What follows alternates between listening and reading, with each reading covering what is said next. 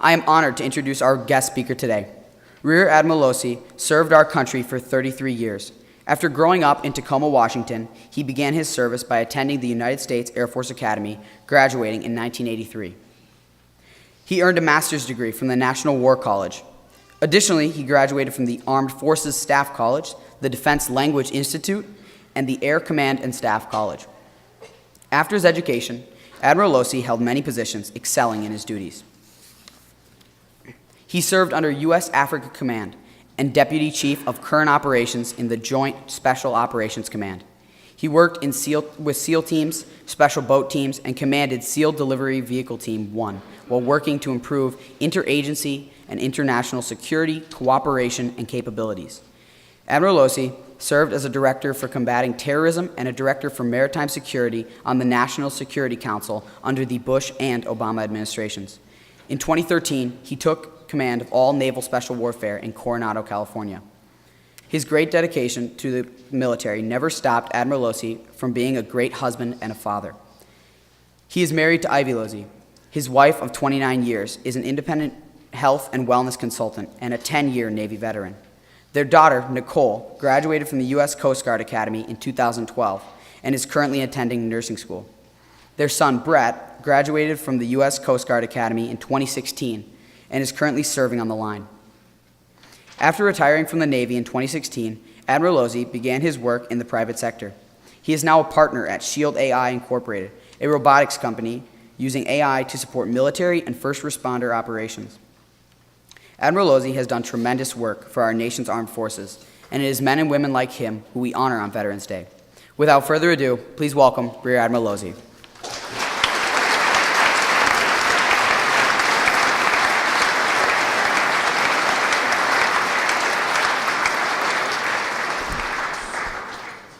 Well, thanks so much for that extremely kind introduction. You don't get to serve for 3 decades without being carried by a great number of people. So I've been exposed to wonderful leadership, and I've had great followership as well. So all that credits the men that I've served with and the women. So good morning. You all fired up? You are in such a special place. I have to tell you, I fell out of my seat the first time I started looking into what St. Thomas Academy was about. The values, the faith, the excellence, the integrity, the respect, the all-male nature, which is somewhat unusual today, but mixing that with faith-based concepts, military leadership. I don't think there's an institution like this in the United States of America today. At least I'm unaware of it. That exists in its form. So you do indeed have a brotherhood. The legacy of your brotherhood is not just who's here today within the ranks of the institution, but the generations that preceded you. And that is truly special. You are the future of America. It's hard to see from where you're sitting right now. All right? It's easy for me to see looking backwards, okay, and what creates powerful leaders, influential leaders, leaders of influence and impact, and it's this kind of footing that does it. It's a brotherhood. It's an environment of shared experiences. It's people you can reach out to through the entirety of your life and seek counsel, guidance, brotherhood, as iron sharpens iron. So it is a great privilege to share this time here with you today, to honor the service of veterans, to honor the legacy of Captain Richard Fleming through the service of Colin and Sean, who we're going to hear from later. It's an absolute privilege to be a part of this today. I'd like to thank Headmaster Mose for the opportunity to be here. Commandant Hetherington, thank you. I would not be in uniform, but for the Commandant telling me to be here in uniform. And nobody says no to the Commandant, right? Yeah. I understand he's had some incredible impacts here, and I've heard about him, and I think it's a great and wonderful thing. So take what you can from all the leadership that you get. It's wonderful. And I'd like to extend a special thank you to the Carver family, Jim and Kelly, and your brothers, Max, Jackson, and Hunter, who I got to meet last night and see the hockey circles that you all get to play in here in Minnesota. Another great example of the fields of friendly strife that General MacArthur said produced the nation's leaders. So truly wonderful to be here. I wanted to kind of reflect on some things. I understand that my teammate Marcus Luttrell was here last year. Is that true? Did he fire you up? He's pretty out there, isn't he? He tells it just like it is, and he's a great and wonderful guy. Well, today I'm here in uniform. We're in an academic environment, and I need to tell you, I'm going to share with you some perspectives that I've gained in 33 years of service as a SEAL. And as part of being at SEAL, I've gone to other communities like the White House and served under 2 different administrations, 2 different parties, and I've been in just about every conflict zone we've had since the 1980s. And so I wanted to share some of that with you, not to be political.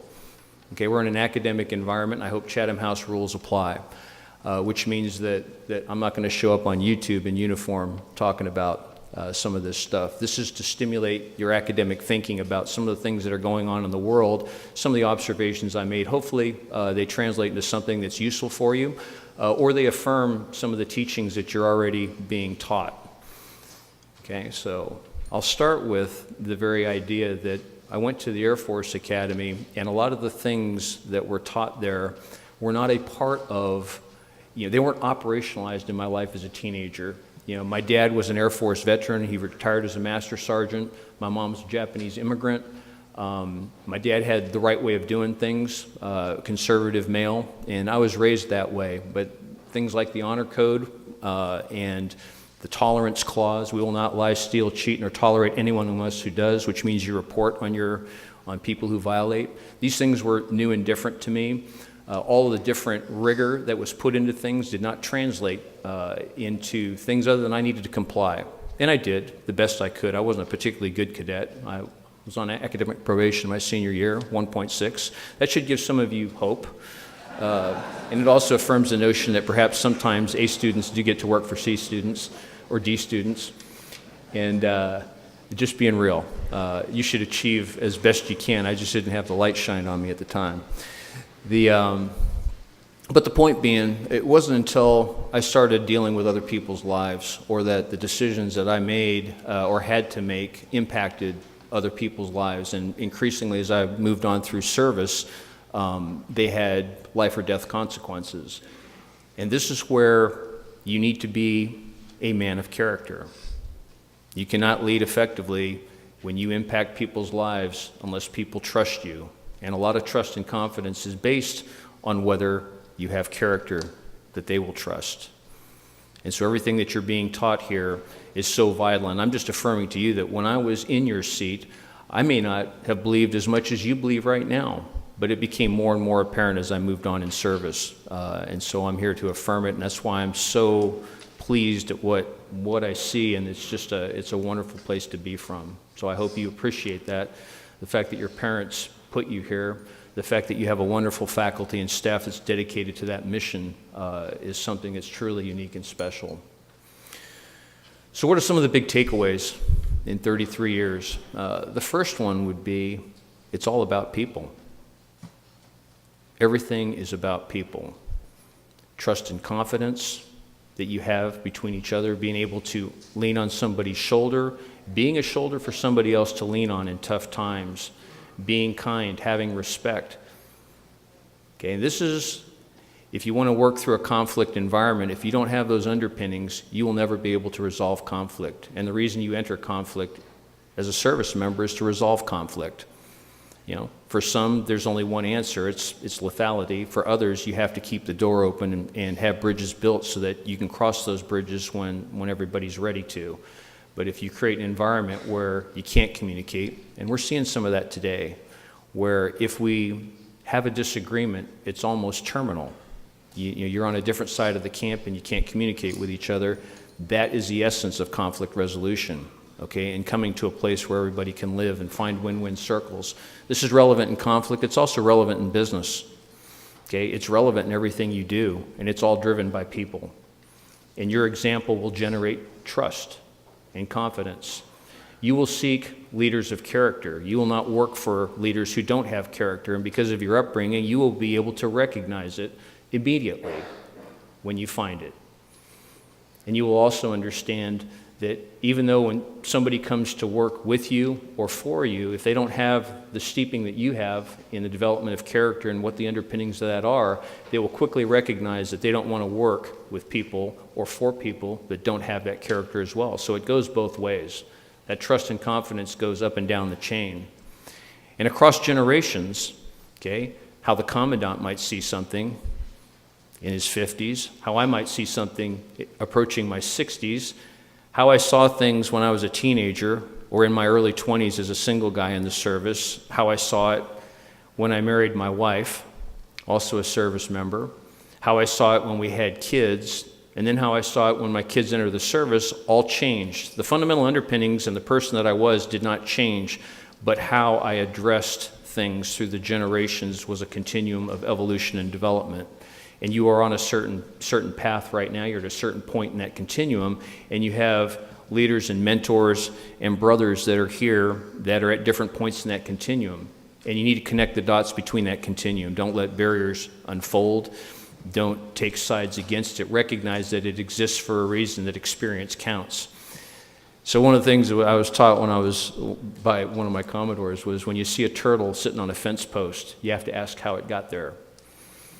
Okay, he was a huge man, almost a Frankenstein of a man. He wasn't handsome, but he was extremely brilliant. And that was one of the things he said, when you see a turtle sitting on a fence post, you have to ask how it got there. So he had won the trust and confidence of the leaders to give him leadership positions. Even though I didn't have the experience to understand everything that he was saying, I had learned to trust him and to go, okay, perhaps in a time and a space where I can ask questions and learn from him, that should be what I should do, instead of going, I don't like that, I dismiss it and move away from it. That's not good organizationally. So those are some of the things, all about people. You will live and die by the people around you. I'm here today. I get to wear this uniform because of the people that worked with me. Okay, the ones that supposedly in the chain of command were below me but actually carried me, the ones that were above me who tolerated my mistakes and my learning to be able to advance from that. Okay, and that's why you have to have those relationships. The second thing is purpose. How will each one of you realize your God-given potential and make the most of who you could be and how you will impact the lives of others around the world? Okay? Life is God's gift to you, and your gift to God is what you make of his gift. How high will you aim? What will you strive to do and be? And that whole purpose thing, your why for being, what you're aiming at, is one of the most critical things. Okay? And you have to know that when you aim high, it's better to aim high and miss by a little bit than to aim low and hit. Okay? So always aim high. If you're going to go for the win, you have to know how to handle not winning. And you never lose until you don't get back up off the ground. Am I making sense here? You never lose until you quit.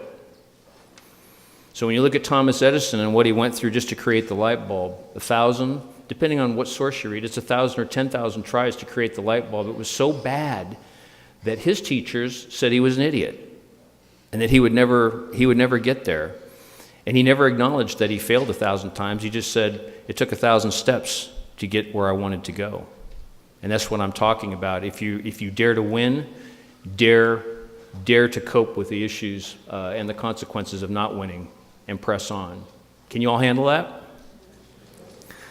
A lot of folks can't handle that today. If you believe the world is an equal place, that's another lesson for you. Life ain't fair and fair ain't equal. You all don't come from the same backgrounds. You don't have the same cushions. You won't be handled the same way. You will show up in environments where there are inside tracks, and you will have to earn your keep. In some cases, it will take tremendous effort and yield nothing. In other cases, it will take tremendous effort and yield everything you want it to, but you can't quit. So if you have a notion that everything should be fair, I will tell you, it ain't out there.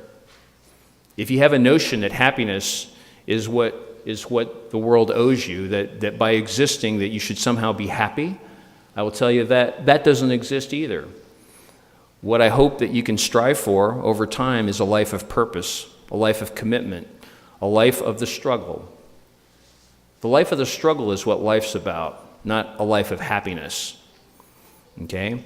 I'm sharing this with you. I invite you to investigate it because it's what I've learned, looking back over a lot of years of trials and tribulations and being part of high-powered, high-achieving organizations.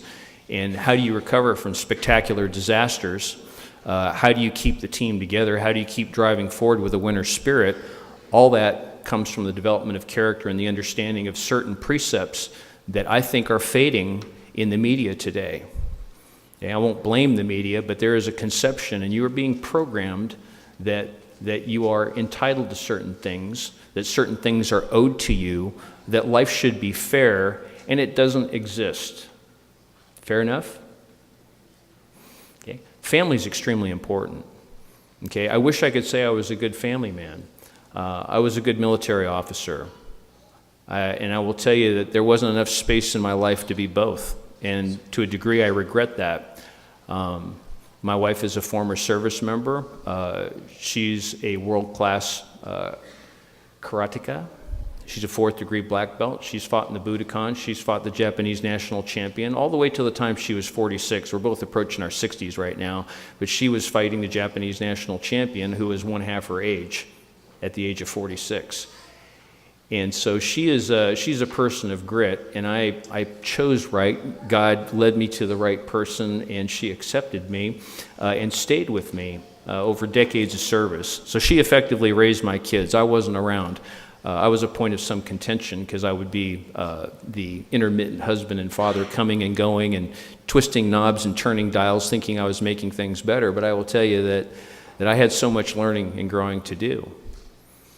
Okay? But you will not go it alone. The people around you, your family, and your faith will carry you through the dark times. In the dark times, if you're living life as it was meant to be lived, a life of struggle, a life of challenge, a life of achievement, you will encounter dark times. Be ready for them. Lean on each other. All right?